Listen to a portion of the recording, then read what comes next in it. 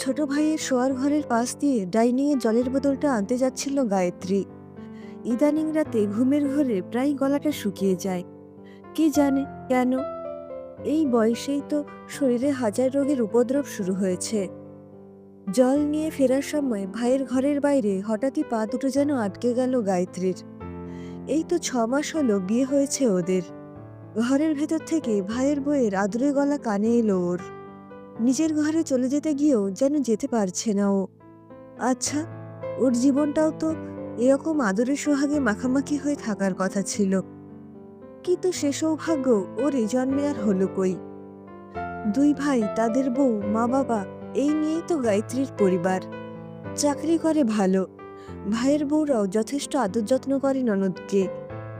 সারাদিন তো অফিস, তারপর ফিরে এসে মা বাবা ভাইয়ের বউদের নিয়ে কেটে যায় ওর সময়। ভাইয়েরা অফিস থেকে ফেরে একটু রাত করে। ভাইয়ের বউয়েরা তাদের একমাত্র ননদকে খুবই শ্রদ্ধা করে, ভালোবাসে। দুজনেই চাকরি করে, সংসারের সব দায়িত্ব তাই এখনো গায়ত্রীর মা বাবার উপরেই আছে। ভাইয়া তাদের বউয়েরা নিজেদের সংসার খরচে টাকা পয়সা মা বাবার হাতেই তুলে দেয় মাসের প্রথমে। গায়ত্রীও মা বাবার হাতে নিজের মাইনের বেশ কিছু অর্থ দিয়ে দেয় মাসের প্রথমে। গায়ত্রীর বাবা নিজেও ভালো চাকরি করতেন, আর সেই সুবাদে ভালো পেনশনও পান। সে অর্থে দেখতে গেলে কোথাও কোনো অসুবিধে নেই, কিন্তু শুধুমাত্র সচ্ছলতা থাকলেই কি মনে শান্তি থাকে? বোধহয় না। আর সেটা বোধহয় গায়ত্রীর থেকে ভালো আর কেউ জানে না। কত রাত যে বিনিদ্রায় কেটে যায় তার হিসেব কি কেউ রেখেছে? সারাদিন কাজকর্মে, গল্পে, হাসি আনন্দে কেটে গেলেও রাতের এই সময়টুকু যখন সবাই যে যার ঘরে নিজেদের মতো করে সময় কাটায়, তখন একা সঙ্গীহীন গায়ত্রী নিঃসঙ্গতা যন্ত্রণায় ছটপট করতে থাকে। সারা রাত অস্থিরতায় এপাশ ওপাশ করতে থাকে। গলা শুকিয়ে যায় বারবার। আজও তো বোতলের জল শেষ হয়ে গিয়েছিল বলে ডাইনিং স্পেসে জল আনতে গিয়েছিল ও। আর ছোট ভাইয়ের ঘরটা যে ডাইনিং এর পাশেই। গায়ত্রী তাড়াতাড়ি নিজের ঘরের দিকে পা বাড়ালো। ভাই বা ভাইয়ের বউ দেখলে কি ধারণা হবে তাদের ওর সম্পর্কে? ছি ছি, ভাবলেও খারাপ লাগছে ওর। অথচ ওর কি এই জীবন কাম্য ছিল? মা বাবা ঠিক বয়সে বিয়েও দিতে চেয়েছিল ওর, কিন্তু সমীরণের কাছ থেকে ধোঁকা খেয়ে ওর যেন বিয়ে, সম্পর্ক, বিশ্বাস এইসব কথাতে একটা ঘেন্না ধরে গিয়েছিল। সমীরণ যে ওকে ছেড়ে ওরই প্রিয় বান্ধবী শতনুকাকে বিয়ে করবে, সেটা গায়ত্রীর স্বপ্নেরও অতীত ছিল। কলেজে পড়বার সময়ই ওর পরিচয় হয় ওর থেকে 3 বছরের সিনিয়র সমীরণের। একে অপরকে ভালো লাগা থেকে ভালোবাসা। ধীরে ধীরে দুজনের মধ্যে ঘনিষ্ঠতা বাড়ে। মাঝে মাঝে সমীরণ চাইতো ওর সঙ্গে সময় কাটাতে, একান্তে। কিন্তু গায়ত্রীর তখন অত সাহস ছিল না বাড়িতে এই কথা বলে বেরোবে যে সে সমীরণের সঙ্গে দেখা করতে যাচ্ছে। আর তাই শতনুকার সাহায্য নিতে হয়েছিল ওকে সেই সময়। শতনুকাকে ওর বাড়ির সবাই চিনত, আর তাই ওর সঙ্গে কোথাও যাচ্ছে বললে বাড়িতে কেউ কোনো আপত্তি করবে না। সেই শুরু। তারপর থেকে যখনই সমীরণের সঙ্গে দেখা করতে যেত ও, সঙ্গে শতনুকাও থাকতো। তিনজনে একসঙ্গে কাছাকাছি কত জায়গায় যে যেত ওরা। সমীরণ চাকরি পাবার পর ওরা তিনজন যখন রেস্টুরেন্টে বসেছিল, গায়ত্রী সমীরণকে বলেছিল ওর বাড়িতে এবার বিয়ের জন্য এসে কথা বলতে। সমীরণ ঘাড় নেড়ে সম্মতিও জানিয়েছিল তাতে। কিন্তু তখনও তো ঘুণাক্ষরেও বুঝতে পারেনি যে ওরই দুজন সব থেকে কাছের বিশ্বাসযোগ্য মানুষই ওর বিরুদ্ধে এত বড় ষড়যন্ত্র রচনা করছে। সেদিন কলেজে ফেয়ারওয়েল ছিল ওদের। সবাই খুব সেজেগুজে এসেছিল ওরা। সমীরণের পছন্দের নীল রঙের শাড়িতে গায়ত্রী সেদিন নিজেকে সাজিয়েছিল, কারণ ফেয়ারওয়েলের অনুষ্ঠানের পর সমীরণের সঙ্গে আজ দেখাও করতে যাবার কথা আছে যে। শতনুকাকেও সেই মতো বলে রেখেছিল ও। কি আশ্চর্য, শতনুকাও আজ নীল রঙের শাড়ি পরে এসেছে। কলেজে অনুষ্ঠানের শেষে ওরা দুজন সমীরণের বলে দেওয়া জায়গায় পৌঁছে গেল। সমীরণের হাতে একটা কিছু আছে প্যাকেটে। গায়ত্রী মনে মনে ভাবল হয়তো ওর জন্য কিছু উপহার নিয়ে এসেছে সমীরণ। কিন্তু ওর সেই ভুল অচিরেই ভেঙে গেল যখন সমীরণের হাতে ও কোনো উপহার না, একটা বিয়ের কার্ড দেখতে পেল। কিন্তু সমীরণের বাড়িতে কার বিয়ে? সেরকম কেউ তো নেই ওর বাড়িতে যার বিয়ে উপলক্ষে সমীরণ ওকে কার্ড দিতে পারে। ও কিছু জানতে চাইবার আগেই সমীরণ ওকে কার্ডটা এগিয়ে দিয়ে বলল, প্লিজ ভুল বুঝো না আমাদের। কিসের ভুল, কার ভুল? কিছুই তো গায়ত্রী বুঝতে পারছিল না। কার্ডটা হাতে নিয়ে ও খুলে যা দেখল, তাতে ওর মনে হচ্ছিল ও এক্ষুনি পড়ে যাবে।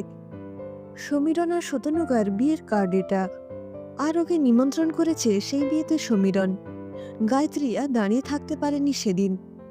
সমীরণের গালে সপাটে একটা চড় মেরেছিল ও, আর তারপর শতনুকার গালেও।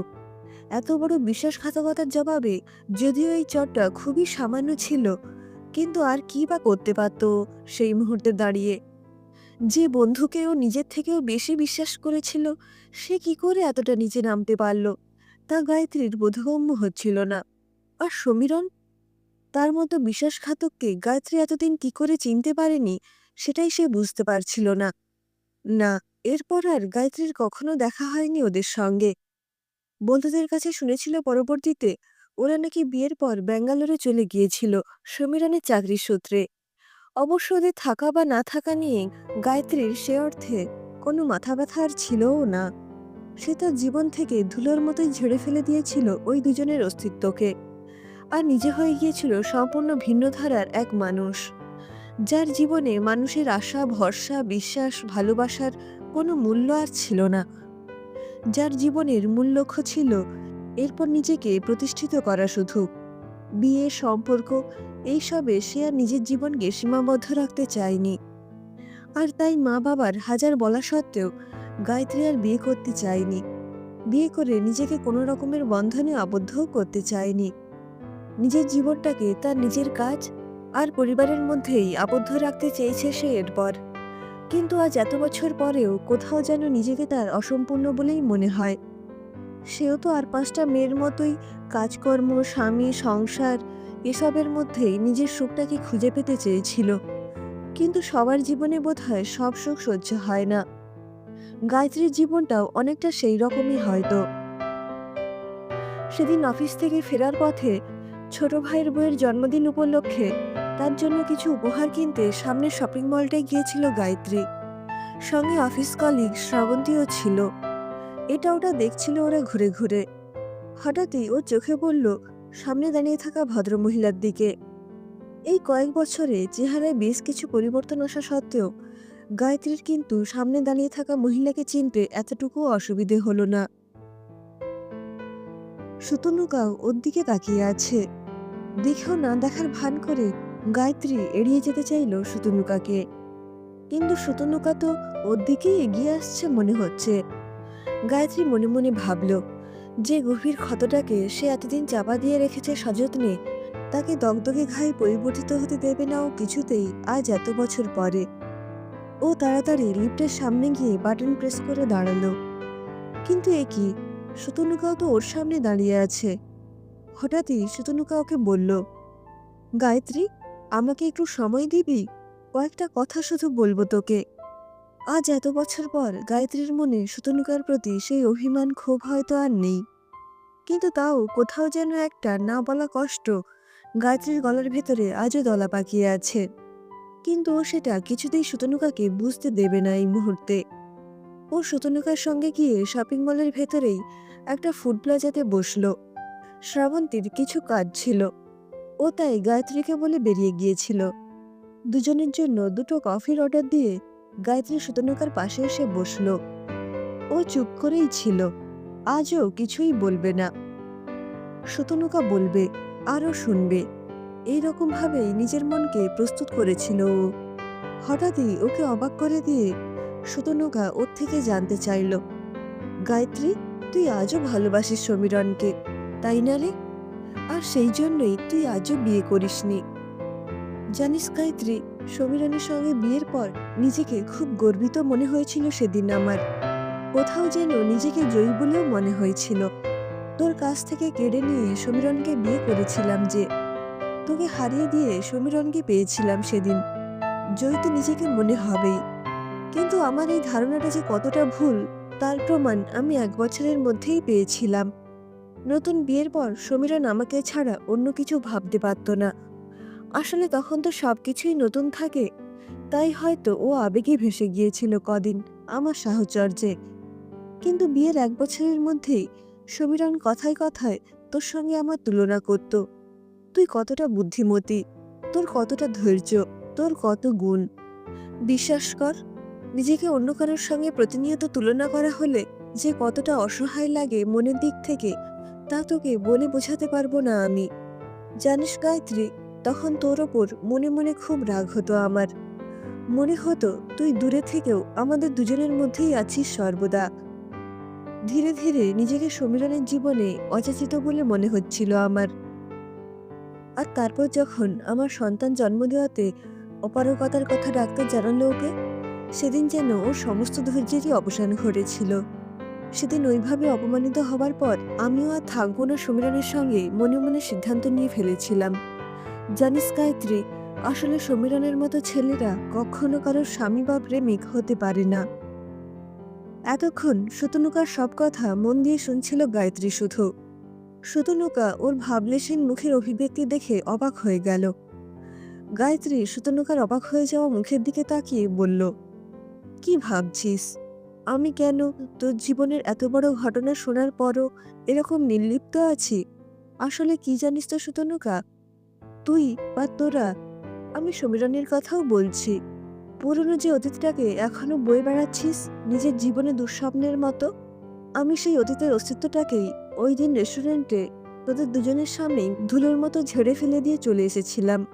আর যে জিনিস আমি একবার ফেলে দিই তার দিকে আর পেছন ফিরে তাকাই না রে। যাই হোক, ভালো থাকিস।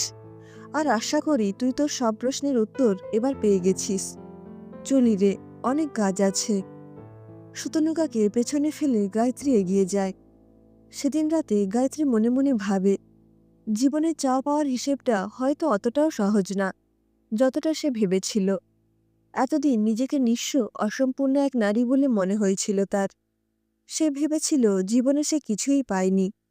স্বামী, সংসার, সন্তান এসব খুব গুরুত্বপূর্ণ। কিন্তু আজ শতনুকার সব পেয়েও তো তার থেকেও শতগুণ বেশি নিঃস্ব হয়ে গেছে। যে শতনুকা একদিন তার সবকিছু কেড়ে নিয়ে নিজেকে সুখী করতে গিয়েছিল, আজ সে সর্বহারা। নিজের জীবনের একটা আলাদা পরিচয়ও তো তৈরি করতে পারেনি সে। আর সমীরণের কথা তো ছেড়েই দিচ্ছে ও। তার তো কোনো মেরুদণ্ডই নেই বলে মনে করে গায়ত্রী। গায়ত্রীর আজ নিজেকে খুব ভাগ্যবতী বলে মনে হচ্ছে। ভাগ্যিস ওরকম মেরুদণ্ডহীন ছেলের পাল্লায় পড়েনি ও সেদিন। না, এরপর থেকে আর কখনো গায়ত্রী জীবনের চাওয়া পাওয়ার হিসেব করতে যাবে না। কারণ জীবনের প্রাপ্তি অপ্রাপ্তির এই খেলায় সে আজ কোথাও না কোথাও পরিপূর্ণ নিজের জীবনে। অন্তত আজ সুতনুকার সঙ্গে দেখা হওয়ার পর থেকে ওর সেটাই মনে হচ্ছে। আজ অনেকদিন পর গায়ত্রীর দু চোখের পাতা নিজের অজান্তেই ভারী হয়ে এলো।